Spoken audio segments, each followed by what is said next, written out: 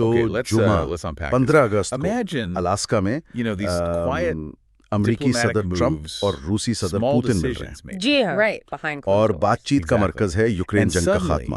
ہمارے پاس BBC اور دوسرے ذرائع سے کافی خبریں اور تجزیے ہیں، تو آج ہم ذرا گہرائی میں دیکھیں گے کہ اس ملاقات کے پیچھے کیا چل رہا ہے، کون کیا چاہتا ہے، اور یہ کہ زیلنسکی شامل نہیں ہے اس کا کیا مطلب ہے۔ جی، اور یہاں تک پہنچنے کی کہانی بھی دلچسپ ہے۔ ٹرمپ صاحب جنگ ختم کرنے کی باتیں تو کر رہے تھے، پچھلی کوششیں کچھ کامیاب نہیں ہوئی۔ ہاں، وہ 8 اگست کی ڈیڈ لائن بھی گزر گئی تھی۔ پھر اچانک سے اسٹیو وٹکوف ماسکو گئے، پوتن سے ملے اور پھر یہ سربراہی ملاقات طے ہو گئی، اور جگہ الاسکا، وہ بھی کافی سوچ سمجھ کر چنی گئی لگتی ہے۔ الاسکا تاریخی طور پر بھی اہم ہے، امریکہ نے روس سے خریدا تھا، اور جغرافی طور پر بھی ٹھیک ہے، درمیانی جگہ۔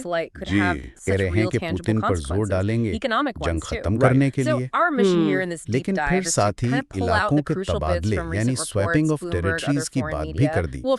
اس میں کچھ یوکرین کے لیے واپس لینے کا بھی ذکر ہے، مگر یہ بھی کہ جو دونوں کے لیے بہتر ہو۔ ہاں، یہ دونوں کے لیے بہتر والی بات تھوڑی مبہم سی لگتی ہے نا، یہ ٹرمپ صاحب کا اپنا انداز ہے۔ صحیح، لیکن اہم بات یہ ہے کہ وہ زیلنسکی کے بغیر ملنے کو تیار ہیں، کہتے ہیں بعد میں فون کر لیں گے، مگر کیا یہ کافی ہوگا؟ فون کرنا کیا اس سے یوکرین مطمئن ہو جائے گا؟ یہی تو سوال ہے۔ ذرائع یہ بھی بتاتے ہیں کہ ٹرمپ پہلے پوتن سے کچھ مایوس سے تھے، لیکن اب بھی سمجھتے ہیں کہ ذاتی تعلقات سے کام بن سکتا ہے۔ اور کیا اس میں کچھ اقتصادی پہلو بھی ہو سکتے ہیں، جیسے روس کے معدنی وسائل یا کوئی تجارتی مواقع؟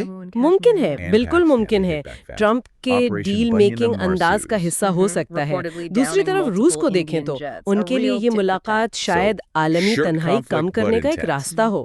ہاں، یہ ہو سکتا ہے، لیکن خطرہ بھی ہے، جیسے کچھ لوگ کہہ رہے ہیں کہ پوتن شاید ٹرمپ کو استعمال کرنے کی کوشش کریں، جیسے ہیلسنکی میں ہوا تھا 2018 میں۔ اوہو، ہیلسنکی، اس پر کافی تنقید ہوئی تھی۔ جی، اور پوتن کے مطالبات وہ تو وہی پرانے ہیں، مقبوضہ علاقے یعنی کرائمیا، ڈونباس، ان پر کنٹرول، یوکرین غیر جانبدار رہے، فوج کم کرے۔ تو ایک طرف ٹرمپ ہیں جو ڈیل کرنا چاہتے ہیں، دوسری طرف پوتن کے ارادوں پر سوال، اور یورپین یونین کی کاجا کالس تو بہت واضح ہے۔ جی بالکل، کاجا کالس تو صاف کہہ رہی ہیں کہ یہ سب دکھاوا ہے۔ پوتن صرف وقت حاصل کرنا چاہتے ہیں، پابندیاں مؤخر کروانا چاہتے ہیں، اور ٹرمپ کے ساتھ تصویر، جی، اور ٹرمپ کے ساتھ تصویر بنوا کر اپنی پوزیشن مضبوط کرنا چاہتے ہیں۔ ان کے خیال میں پوتن کا اصل ارادہ امن نہیں ہے۔ تو دیکھیے کتنا عدم اعتماد ہے۔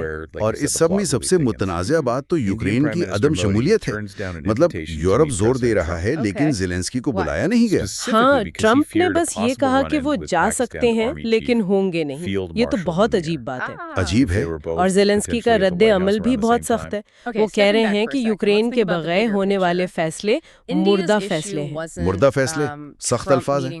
بالکل، اور علاقوں کے کسی بھی تبادلے کو انہوں نے بالکل مسترد کر دیا ہے۔ کہتے ہیں یہ آئین کی خلاف ورزی ہے۔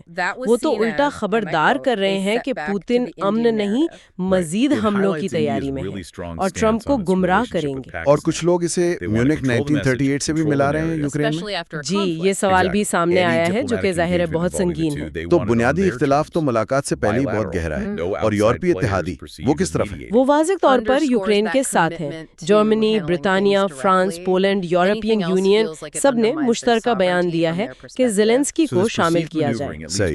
انہوں نے سرحدوں کو طاقت سے نہ بدلنے اور یوکرین کو شامل رکھنے کے اصول پر زور دیا ہے۔ جرمن چانسلر نے تو کہا ہے کہ پائیدار امن یوکرین کے بغیر ممکن ہی نہیں۔ تو خدشات وہی ہیں کہ پوتن ٹرمپ کو استعمال کر کے پابندیوں سے بچنا چاہتے ہیں۔ جی، یہ خدشہ بہت حقیقی ہے۔ اچھا، ان سب باتوں کے ساتھ ساتھ CBS نیوز نے کسی ممکنہ ڈیل کی افواہوں کا بھی ذکر کیا ہے۔ ہاں، کچھ باتیں چل رہی ہیں، جیسے جنگ بندی لائنوں کو منجمد کرنا، کریمیا اور ڈونباس روس کے پاس، شاید خرسون اور زاپوریژیا سے روسی فوج کا انخلا۔ کیا ٹرمپ کے علاقوں کے تبادلے والے بیانات اسی طرف اشارہ ہیں؟ یہ افواہیں ٹرمپ کے بیانات سے ملتی تو ہے، لیکن یہ نکات بہت متنازع ہیں۔ بنیادی کشمکش تو وہی ہے، جنگ ختم ہو لیکن یوکرین کی خود مختاری کا کیا بنے گا؟ اور کیا ٹرمپ واقعی یوکرین کی طرف سے بات کر سکتے ہیں جبکہ وہ خود وہاں نہیں ہیں؟ یہی سب سے بڑا سوال ہے، اور اس ملاقات کے اثرات بھی دور تک جائیں گے۔ امریکہ بھارت ٹیرف کا معاملہ، روس پر پابندیوں کا مستقبل، یوکرین کی تعمیر نو۔ تو خلاصہ یہ ہوا کہ الاسکا میں یہ ملاقات امیدوں سے زیادہ سوالات اور خدشات سے بھری ہوئی ہے۔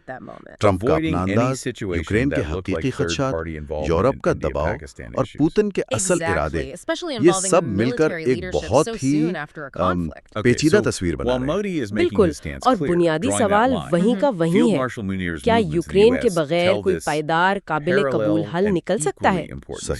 اور آخر میں سامعین کے سوچنے کے لیے ایک بات، یہ سارے متضاد مقاصد، یہ گہرا عدم اعتماد، یہ ساری تاریخ، کیا ان سب کے بیچ الاسکا میں کوئی ایسا بالکل غیر متوقع عنصر سامنے آ سکتا ہے جو ساری بازی پلٹ دے، جس کا کسی نے سوچا بھی نہ ہو؟